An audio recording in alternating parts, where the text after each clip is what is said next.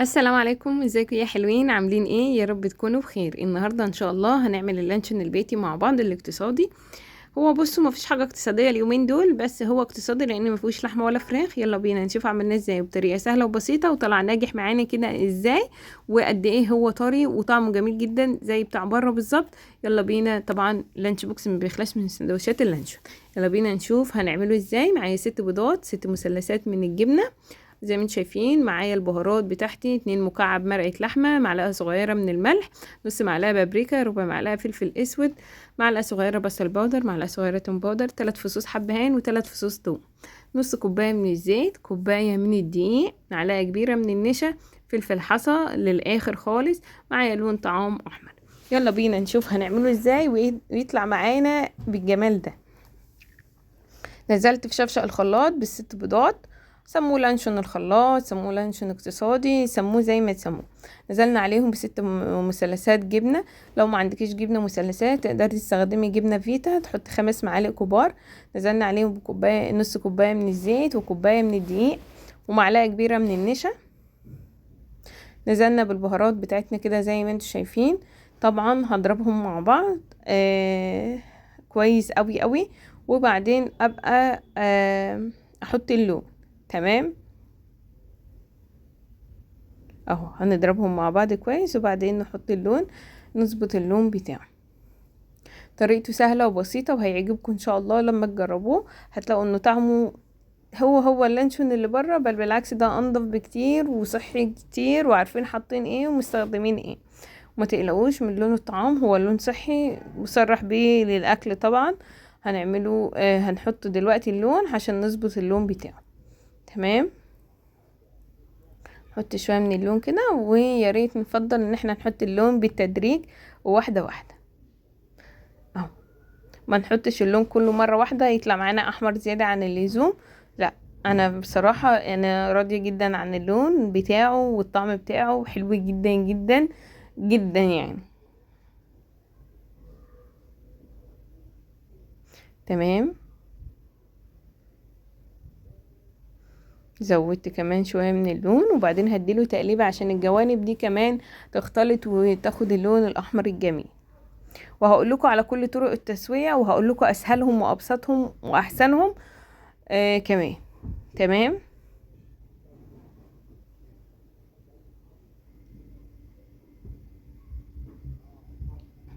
شايفين لونه عامل ازاي؟ هزود كمان حبة صغيرين من اللون الأحمر. تمام، نزود شوية من اللون الأحمر ونديله ضربة، وبكده اللانشون بتاعنا يكون جاهز. معايا كذا طريقة بقى للتسوية، معايا كذا طريقة للتسوية. تقدري تفضيه في كوبايات وتسويه، تقدري تفضيه في الانجليش كيك وتسويه، تقدري تفضيه في علبة سمنة فاضية كده وتفضيه وتسويه. انا جبت علبة سمنة كانت فاضية عندي، واتكيت على الجوانب بتاعتها ونيمت الجوانب بتاعها بشاكوش اللحمة عشان ايه؟ ما تعورنيش، او اعرف اطلع منها اللانشون بمنتهى السهولة. وزي ما انتوا شايفين كده فضيت اللانشون في العلبة، وابتديت ان انا اخبطه. بس لو عايزين ان هو يستوي معاكم اسرع واحلى واضمن، يا ريت تضيفوا تحطوا كيس حراري، وبعدين تفضوا فيه اللانشون جوه العلبة. حطوا كيس حراري وفضوا اللانشون فيه، وبعدين اربطي الكيس وسيبيه جوه الصفيحة وسويه على كده، افضل بكتير. تمام، انا بقول لكم كل الطرق اللي تطلع معاكي اللانش. الافضل انك حطيه في كيس حراري جوه العلبه، ما تحطوش في العلبه كده على طول. تمام، ضفت عليه شويه من الفلفل الاسود وقلدته تقليب، وغطيته بورق فويل كده زي ما انتوا شايفين. وهروح على النار، معايا حله فيها ميه بتغلي، وهضيف فيها العلبه بتاعتي.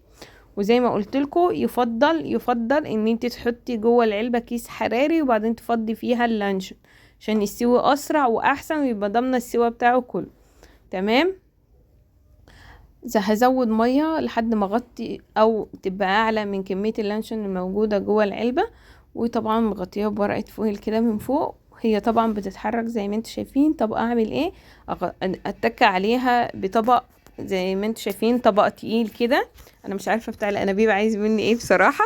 وبعد ما غطيتها كده بالطبق والغطا عشان ما تفضلش تتحرك كتير، هو اخد معايا ساعتين بس. لو انت حاطه كيس حراري هياخد معاكي وقت اقل والتسويه تطلع مظبوطه جدا. وما تقلقيش، هنا بعد ما استوى خلاص اهو شايفين جمد واستوى معايا وبقى زي الفل. لو انتوا شايفين كمان ان هو نفش تمام،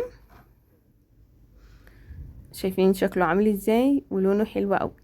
طبعا بنعرف ان استوى لما بينشف كده وبيبتدي يسيب من الجوانب. هغطيه وهسيبه لمدة نص ساعة، وبعدين بشيله من الماء واسيبه نص ساعة كمان يبرد. والمفروض ان انا بدخله التلاجة يبرد تماما تماما وبعدين بقطعه، بس انا كنت مستعجلة عليه وابتديت ان انا اقطعه. شايفين لونه عامل ازاي؟